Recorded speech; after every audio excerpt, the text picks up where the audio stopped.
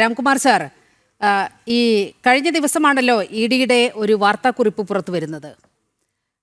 ഒട്ടേറെ ഞെട്ടിക്കുന്ന സാമ്പത്തിക ദുരൂഹതകൾ ഉൾക്കൊള്ളുന്നതാണ് ആ വാർത്താക്കുറിപ്പ്. അതിൽ വരുമാന സ്രോതസ്സിനപ്പുറമായി 20 കോടിയോളം രൂപയുടെ ഇടപാടുകൾ വീണ കൈകാര്യം ചെയ്തിരുന്നു എന്നാണ് ഇ ഡി കണ്ടെടുത്ത ആ ഡയറിയിൽ കാണുന്നത്. നേരത്തെ നമ്മൾ ശശിധരൻ കർത്തയുടെ ഡയറിയെക്കുറിച്ചാണ് കുറേ കാലം സംസാരിച്ചത്. ഇപ്പോൾ വീണയുടെ ഡയറിയെക്കുറിച്ചാണ് നമ്മൾ സംസാരിക്കുന്നത്. നോക്കൂ, 2.25 കോടി രൂപ കൈപ്പറ്റി എന്നുള്ളതിൻ്റെ കൃത്യമായ രേഖകളൊക്കെ നമ്മുടെ മുന്നിൽ ഉള്ളതാണ്. നോക്കൂ, 20 കോടിയിൽ പരം രൂപയുടെ സാമ്പത്തിക ഇടപാടുകൾ പ്രത്യേകിച്ച് വരുമാനമൊന്നുമില്ലാത്ത, പ്രത്യേകിച്ച് ജോലിയൊന്നുമില്ലാത്ത വീണ ടിക്ക് ലഭിക്കണമെങ്കിൽ അത് പിണറായി വിജയൻ്റെ മകൾ എന്നുള്ള ലേബൽ മാത്രമുള്ളത് കൊണ്ടാണല്ലോ. അതിവിടുത്തെ ഇടത് ഇക്കോസിസ്റ്റം അംഗീകരിക്കുന്നുമില്ല. ഇവിടെ ഒരു കാര്യം തർക്കമില്ലാത്തതാണ്. ശ്രീമതി വീണയും എക്സാലോജിക് കമ്പനിയുമായി പണമിടപാടുണ്ടായിരുന്നു എന്ന് അവർ തന്നെ സമ്മതിക്കുന്നുണ്ട്. അവരുടെ ഭർത്താവ് ശ്രീ റിയാസ് ചോദിച്ചു, മന്ത്രിയുടെ മകളായാൽ അല്ലെങ്കിൽ രാഷ്ട്രീയ പ്രവർത്തകരുടെ മകളായാൽ ബിസിനസ് ചെയ്യാൻ പാടില്ല എന്ന നിയമമുണ്ടോ? ബിസിനസ് ചെയ്യാം, പക്ഷെ ചെയ്യുന്ന ബിസിനസ് ദുരൂഹമാകരുത്, നിയമപരമാകണം. അവർ ലേക്കർ എന്ന് പറയുന്നൊരു കടലാസ് കമ്പനി കോഴിക്കോട് തുടങ്ങി. ഒരു ഡോക്ടറുടെ പേരിലാണ് വാടകയ്ക്കെടുത്ത്. ആ ഡോക്ടർ പറയണു, എനിക്ക് മനസ്സിലായിരുന്നില്ല ഇത് പിണറായിയുടെ മകൾക്ക് വേണ്ടിയാണ്, എന്തിനാ അങ്ങനെ ചെയ്യണം? ശ്രീ റിയാസ് പറഞ്ഞ പോലെ മന്ത്രിയുടെ മകൾക്കോ രാഷ്ട്രീയ പ്രവർത്തകൻ്റെ മകൾക്കോ ബിസിനസ് ചെയ്യാമെങ്കിൽ ദുരൂഹമായ ബിസിനസ് പ്രവൃത്തികളിൽ അവരെന്തിനാണ് ഏർപ്പെടുന്നത്? എന്തിനാ മറച്ചു വെക്കാനുള്ളത്? പോട്ടെ, കുറേ സിം കാർഡുകൾ പാർട്ടി പ്രവർത്തകരുടെ കയ്യിൽ നിന്ന് കിട്ടി. അതെങ്ങനെ വന്നു? ഇ ഡി അവിടെ കൊണ്ട് വെച്ചതാണെന്ന് ആർക്കും കേസില്ലല്ലോ. അപ്പം ഈ വക അവിതർക്കിതമായ കാര്യങ്ങൾ ചൂണ്ടിക്കാണിക്കുന്നത് എന്തോ അരുതാത്ത കാര്യങ്ങളിൽ ശ്രീമതി വീണ ബന്ധപ്പെട്ടിട്ടുണ്ട്. ഇത് അന്വേഷിക്കണ്ടേ? ഞാൻ പോട്ടെ, എൻ്റെ സുഹൃത്ത് ഇവിടെ വളരെ വാചാലനായിട്ട് പറഞ്ഞു, ഇതുകൊണ്ടൊന്നും കമ്മ്യൂണിസ്റ്റുകാർ പേടിക്കില്ല. ആണെങ്കിൽ പാർട്ടിയിലെ അംഗം പോലുമല്ലാത്തൊരു സ്ത്രീയുടെ വീട്ടിൽ ഇ ഡി ചെന്നപ്പോൾ പാവപ്പെട്ട ഡ്രൈവറെ അടക്കം അയാളുടെ ഉപജീവന മാർഗം കഴിഞ്ഞ് കാറ് കത്തിച്ച് പാർട്ടി പ്രവർത്തകർ എന്തിനാ സാർ ആക്രമിക്കാൻ പോയത്? പാർട്ടി അംഗം പോലുമല്ലാത്ത ഒരാളെ ഇ ഡി അന്വേഷണത്തിന് വരുമ്പോൾ, നിയമപ്രകാരമുള്ളവരുടെ കർത്തവ്യം ചെയ്യുമ്പോൾ, സംഘടിതമായി പാർട്ടി പ്രവർത്തകരും ഡിവൈഎഫ്ഐയും മുൻ മന്ത്രിമാരും മുൻകൈ എടുത്തുകൊണ്ട് അവരെ ആക്രമിക്കാൻ പോയി. ജാമ്യം പോലും കിട്ടാതെ കുറേ സഖാക്കൾ ജയിലുകൾ. ഇന്നിപ്പോൾ ജാമ്യം കിട്ടിയപ്പോൾ ഓണാഘോഷം നടത്തിയത് നമ്മൾ കണ്ടതാണ്, അത് വേറെ കാര്യം. അപ്പോൾ പാർട്ടിക്ക് യാതൊരു കാര്യമില്ലെങ്കിൽ പാർട്ടി സഖാക്കൾ എന്തിനാണ് ഈ തരം പരിപാടികൾ ഏർപ്പെടുത്തുന്നത്? അപ്പോൾ ഇതെല്ലാം ഒരു ബാലിശവും വഴിതെറ്റിക്കുന്നതുമായ ബാധ്യതകളാണ്. ഇ ഡി രാഷ്ട്രീയ കക്ഷികളെ വേട്ടയാടുന്നു എന്ന് പറഞ്ഞു. ഇവിടെ വേട്ടയാടൽ, പരസ്യമായൊരു വേട്ടയാടൽ ഇന്നലെ കേരള ഹൈക്കോടതി പൊളിച്ചതാണ്.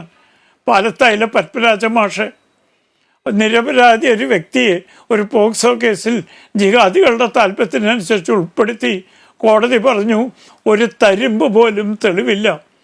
അദ്ദേഹത്തിന് ശിക്ഷ കഴിഞ്ഞിട്ട് ജാമ്യം കൊടുത്തു. വളരെ അസാധാരണമായ നടപടിയാണ്. സാധാരണ രീതിയിൽ ശിക്ഷ കഴിഞ്ഞാൽ അപ്പീൽ കോടതി ജാമ്യം കൊടുക്കുന്നത് വളരെ വളരെ വിരളമാണ്. അപ്പോൾ വേട്ടയാടൽ ചെയ്യുന്ന ആളുകളാണ് ഇപ്പോൾ പറയുന്നത് ഇ ഡി ഞങ്ങളെ വേട്ടയാടുന്നു. പണ്ടെങ്ങോ സുപ്രീം കോർട്ട് കൂട്ടിലിട്ട തത്ത എന്ന് പറഞ്ഞ് ഇപ്പോൾ വാദഗതിക്ക് വേണ്ടി സൗകര്യപൂർവ്വം കടം. ഇവിടെ തർക്കമറ്റൊരു കാര്യമുണ്ട്. ശ്രീ കർത്താവിൻ്റെ ഡയറിയിലും വീണയുടെ ഡയറിയിലും ചിലത് രേഖപ്പെടുത്തിയിട്ടുണ്ട്. ആ രേഖപ്പെടുത്തിയത് വളരെ വളരെ വലിയ സംഖ്യകളുടെ കൈമാറ്റമാണ്. ഏതാണ്ട് ആയിരങ്ങളല്ല, ലക്ഷങ്ങൾ, കോടികൾ.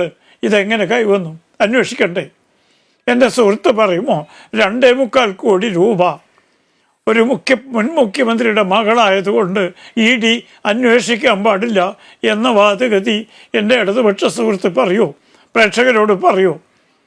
അദ്ദേഹത്തിനോട് ഞാൻ ചോദിക്കട്ടെ, ഇതിലൊക്കെ സ്വാധീനമുണ്ടായിരുന്ന പഴയ ധനകാര്യമന്ത്രി ചിദംബരം അദ്ദേഹത്തിൻ്റെ ഡൽഹിയിലും ചെന്നൈയിലും ഉള്ള വീടുകൾ റെയ്ഡ് ചെയ്ത് കാര്യമായ സംഖ്യ പിടിച്ചു.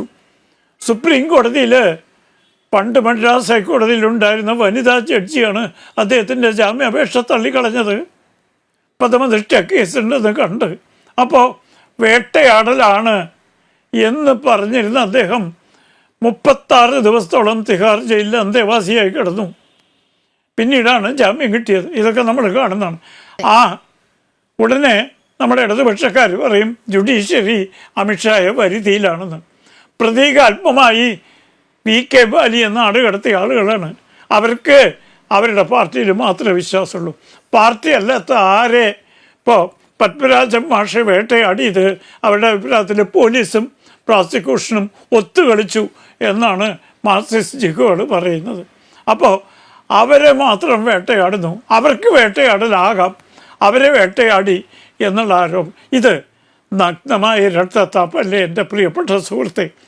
ബഹുമാനപ്പെട്ട പ്രേക്ഷകർ അങ്ങ് പറയുന്നത് അതുപോലെ വിഴുങ്ങും എന്ന പ്രതീക്ഷയിലാണോ അങ്ങ് ഈ വഴി തെറ്റിയ വാർത്തകൾ പറയുന്നത്? ഈ രാജ്യത്ത് രാഷ്ട്രീയ പ്രവർത്തകർ ഒരുപാട് കുറ്റകൃത്യങ്ങൾ ചെയ്യുന്നുണ്ട്.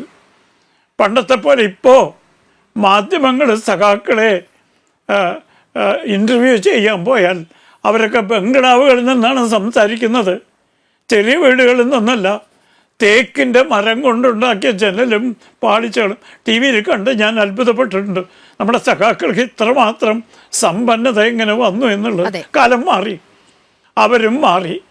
എന്നിട്ടും അവർ പറയണത് വേട്ടയാടുന്നു. രേഖകൾ കൃത്രിമമാണെന്ന് എൻ്റെ സുഹൃത്തിന് അഭിപ്രായമുണ്ടോ? അങ്ങനെയാണെങ്കിൽ റിയാസ് പറഞ്ഞത് ബിസിനസ് ചെയ്തുണ്ടാക്കിയ കാശാണെന്നാണ്. ബിസിനസ് ചെയ്യാൻ രാഷ്ട്രീയ മുഖ്യമന്ത്രിയുടെ മകൾക്ക് അവകാശമുണ്ടെന്നാണ് അദ്ദേഹത്തിന്. ചെയ്തോട്ടെ, പക്ഷെ ആ ചെയ്തതിൽ അപാകത ഉണ്ടെങ്കിൽ ബന്ധപ്പെട്ട ഏജൻസികൾക്ക് അന്വേഷിക്കാനും അവകാശമുണ്ട്. ആ അന്വേഷണം രാഷ്ട്രീയ പ്രേരിതമാവും. കാരണം പ്രതി രാഷ്ട്രീയ സ്വാധീനമുള്ള വ്യക്തിയായാൽ ഉടനെ രാഷ്ട്രീയ സ്വാധീനം. എന്തൊരു ബാലിശമായ വാദമാണ്. ഈ ഡയറിയൊക്കെ EDക്ക് കൃത്യമായിട്ട് ഉണ്ടാക്കാൻ പറ്റും. ശ്രീ കർത്ത എന്ന് പറഞ്ഞ സ്വകാര്യ ബിസിനസ്സുകാരനാണ്. എത്ര കാലമായിട്ട് അദ്ദേഹം ബിസിനസ്സിലുള്ള. വീണ എന്ന് പറഞ്ഞാൽ IT രംഗത്ത് പ്രാവീണ്യം നേടിയ വ്യക്തിയാണ്. അവരെയൊക്കെ ഒരു കാരണവും കൂടാതെ കുറ്റവാളിയാക്കും, വേട്ടയാടും എന്ന് പറഞ്ഞാൽ ഈ രാജ്യത്തെ കൊച്ചു കുട്ടികൾ പോലും വിശ്വസിക്കില്ല. പ്രത്യേകിച്ചും വ്യക്തമായ തെളിവുകളുടെ അടിസ്ഥാനത്തിൽ.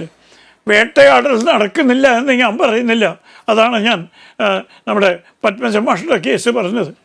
അതുകൊണ്ട് വേട്ടയാടൽ നടക്കുന്നുണ്ട്. നടത്തുന്ന ആളുകൾ ഇപ്പോൾ ഞങ്ങൾ വേട്ടയാടുന്നുള്ള വാദം പറയുന്നത് പരസ്പര വൈരുദ്ധ്യമാണ്, ബാലിശമാണ്, രക്ഷപ്പെടലാണ്. രാഷ്ട്രീയ വേട്ടയാടൽ എന്ന പതിവ് പല്ലവി നമ്മൾ കുറെ കാലമായി കേരളത്തിൽ കേട്ടുകൊണ്ടിരിക്കുകയാണ്.